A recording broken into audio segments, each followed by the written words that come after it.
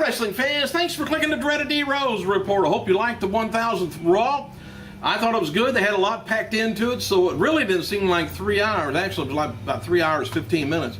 But it went by quick because they had a lot of entertainment going on. All right, VividSeats.com notes that a ticket was purchased for Monday's Raw event for $1,088. That's the most money ever paid for a ticket to go to a Raw event. And the average ticket price for a seat at last week's, Raw in Las Vegas was $208. That was last week, which was most expensive of 2012. And for the past 10 years, video content, and I don't know if you noticed this or not, of WWE's Attitude Era, that's from 1998 to 2002, has been edited due to the lawsuits from the Worldwide Fund for Nature over the WWF initials. Anyway, that's the World Wildlife Fund. They've owned that WWF for years. That's over in Europe. Now, they were all right. Vince was here in the States, but when it started going nationwide or worldwide, that's when the problem started. But anyway, all the WWF scratched logos referring to the initials had always been blurred or edited out. Well, anyway, this directive has now changed, at least in part. I didn't know if you noticed that last night it wasn't blurred out.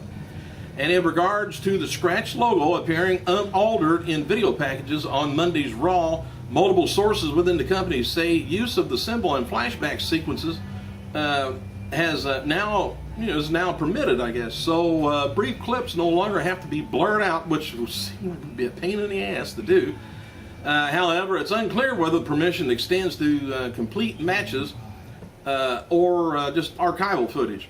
And sources believe that the company wants to develop a strategy to cease the logo blurring before launching of the WWE Network, which again would be a pain in the butt. Now, I don't know if they got away with it last night on Raw. Don't know whether they're going to be able to do that on their DVDs, because the DVD is going to be released over there. Now, maybe they could just blur them, which would still be a pain. World Wildlife Fund, let up, ease up some. We know you're there. A KPLR 11 St. Louis has a story on WWE celebrating 1,000 episodes with the remarks from Stephanie. Said it beats The Simpsons, believe it or not.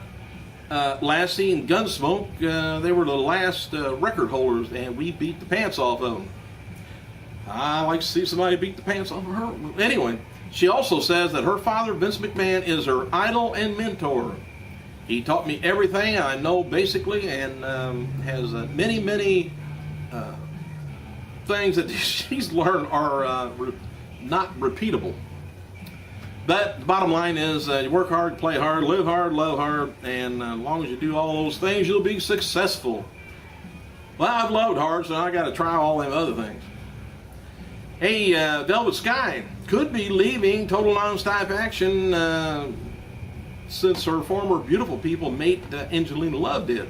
ProWrestling.net has confirmed PWI Insider's report that popular grappler is on the verge of parting ways with the company due to the contract dispute. And you know, one of the odd things to me about last night's show was Kelly. She was backstage and Raw. They didn't even use her. Hey, the biggest surprise backstage at the 1000th show was Austin not appearing on TV. Austin was rumored to be in St. Louis, but apparently he wasn't. There's been no tweets from Austin either. F4W Online reports that Austin was in California working on the movie Grown Ups 2. And, he's not a big enough movie star yet to where he can just halt filming so he can go do something like that. Rock is getting there. He can probably do it. So anyway, tonight's SmackDown taping taking place at the Spirit Center, Kansas City, Missouri. Confirmed for tonight's show is the match to crown the new #1 contender for Sheamus. No word yet on what's going to be taking place, but a tournament, I guess, is rumored. Triple H, John Laurinaitis has been advertised for tonight's taping, while the dark match event will be Sheamus taking on Laurinaitis and Alberto Del Rio in a handicap match. And noted before that WWE's new DVD Blu-ray on Brock Lesnar is going to be out in October. It's going to be featuring his, it's the 2003, actually, it's the 2003 DVD documentary with new interview and footage slammed into the old DVD. The official title is DVD Brock Lesnar, Here Comes the Pain, the Collector's Edition. And original plans for Daniel Bryan and AJ Lee on Raw had the ceremony being a big scene with the superstars and divas appearing as wedding guests, and things at Raw just may have been scaled down due to the time restraints. You know, they got to get everybody out there and set up and stuff. So, and it went 3 hours and 15 minutes, good enough. Happy birthday to one-time NWA Junior Heavyweight Champion Lex Lovett. 37 years old, indie regular Bud Quartermain, 25 years old, and former WWE diva Tori Wilson, 37. Tommy Dreamer announced that WWE's Edge, who did not appear on last night's show, is going to be appearing and debuting at the House of Hardcore on October 6th in Poughkeepsie. Other names being announced for Dreamer's debut event is Scott Steiner, Rick Steiner, Young Bucks, Hale Collins, Sandman, Devare, Jazz, Chris Masters, Luke Gallows, and Sammy Callahan. And when I was telling you the other day about who part of the Ace and Eights are, well, Luke Gallows is part of the Aces and Eights. But, you know, wouldn't it be kind of odd if Jeff Jarrett is one of them too? Right? Hey, WWE announcer Max Striker, he had high praise for Stephanie. He wrote on Twitter, he said, not just saying this, but Stephanie is great. She's beautiful, witty, athletic, creative, and gets better action and reaction than just about anybody. Then he did this. All right, we've noted before that international wrestling star Pac is expected to sign with WWE soon, and Dragon Gate held a big emotional farewell ceremony for him in Japan this past weekend. Pac is looking for a place in Tampa, Florida, so he can relocate and work the developmental.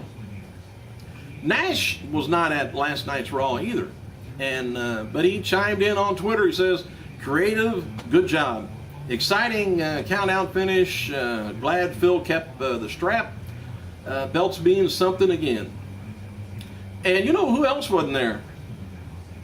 Part of DX, China. Why didn't they have China there, you cowards? Anyway, Heath Slater wrote on Twitter last night that his next goal is WWE US title. Former WWE diva Maria Kanellis, she teamed with boyfriend Mike Bennett to face Sarah Del Rey and Eddie Edwards in Ring of Honor's Boiling Point 2012 show on August 11th from Providence, Rhode Island. The event's going to be airing on iPay-per-view. Did I say she did? You know, anyway, she's going to be on it. Hadn't happened yet, I don't guess. While last night's 1000th show didn't feature many of the interactive features, one source will say we can expect to see the hype and the interactive features used a lot more from here on out. One plan going forward is to set up a lot of interactive polls in the first hour that's going to be paying off in the third hour. And they're on YouTube, 7:30. Foley wrote on Twitter that the legends were talking about how good Heath Slater is. And sure sign that Heath Slater's getting over. The entire WWE legend locker room was talking about him. And before he lost the belt, Cody Rhodes set out months ago to bring the WWE Intercontinental title back to the spotlight. Cody says after 1000th Raw, his mission is accomplished, he wrote. Backstage feeling at last night's show was very positive, with some of the new talent hanging out with the legends, mood described as a WrestleMania mood. Former WWE star CHARLEY Haas and beautiful Jackie Gata welcomed her third child, Charles D. Haas III, at 11:18 p.m. last night. Chris Jericho band Fozzy, he's going to be announcing an upcoming tour for the band. the tour is going to be running from, I guess, November to 27th to December 6th. Well, that's only about a week. Oh well. JBL wrote the following about his APA reunion. He says, it was awesome to be back in WWE, and more to be back with Ron as part of APA. It was fun. Hit one more clothesline from hell. Although the show was awesome, and was incredible around such great legends. I feel like old times, incredible show.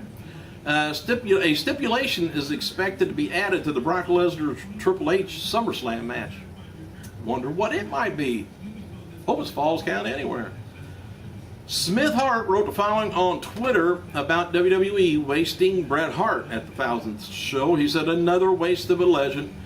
I would have much preferred refereeing than a ring announcer, especially given his history with both men. And I believe it's true too. That was kind of Bret even seemed kind of bored. New DVD Blu-ray on The Undertaker hits the stores today. And below, well, anyway, there's a synopsis on the WWE Attitude Era DVD that hits the stores late in 2012. Anyway, there is kind of the same kind of rehash that we've always heard. In the late 90s, WWE struggled in the ratings and so on. Now, a 3 DVD set, fans can own the infamous moments from the controversial and revolutionary, period and all that stuff. So it'll be a good one, I'm sure. Former WWE, remember I told you about Ryan Shamrock or Alicia Webb? She was going to be there. Well, she was indeed backstage at 1000th Raw, but didn't appear. Jim Ross wrote on Twitter that she was doing some sort of charity work in St. Louis earlier in the day. Hey, thank you guys for clicking. Let me know what you thought about the Raw show. I gotta go.